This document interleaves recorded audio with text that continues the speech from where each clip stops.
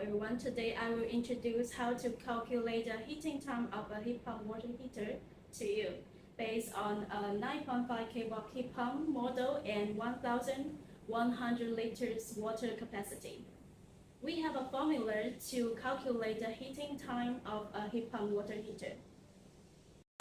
As you can see, heating time equal to water tank volume, multiple outlet water tank, subtract inner water tank, divides 860, divides heating capacity of the heat pump.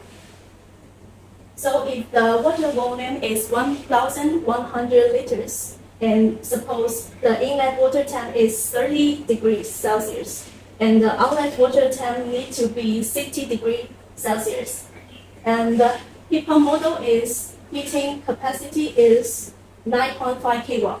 So it will be 1,100 liters multiple 60 degrees Celsius, subtract 30 degrees Celsius, divides 860, divide 9.5 kW. Then it's about 4.04 hours. If you have other questions about heat pump products, welcome to contact us. We would be glad to help you solve the problems.